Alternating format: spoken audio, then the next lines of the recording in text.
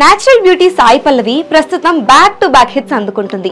గతేడాది అమరన్ సినిమాతో మెప్పించిన ఈ అమ్మడు ఇప్పుడు తండేల్ సినిమాతో మరో హిట్ ఖాతాలోకి వేసుకుంది.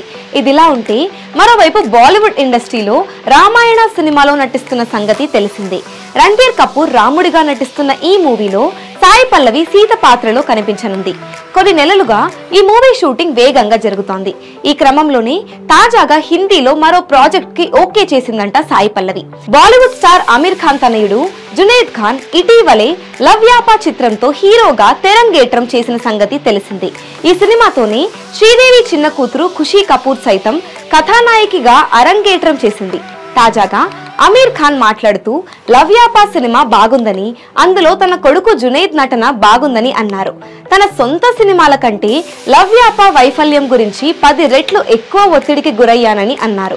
జునైద్ ఖాన్ అమీర్ ఖాన్ ప్రొడక్షన్స్ తో కలిసి పనిచేస్తారా అని మీడియా అడిగినప్పుడు ఆ సినిమా గురించి ఇప్పటికే చర్చలు జరుగుతున్నాయని అమీర్ ఖాన్ అన్నారు.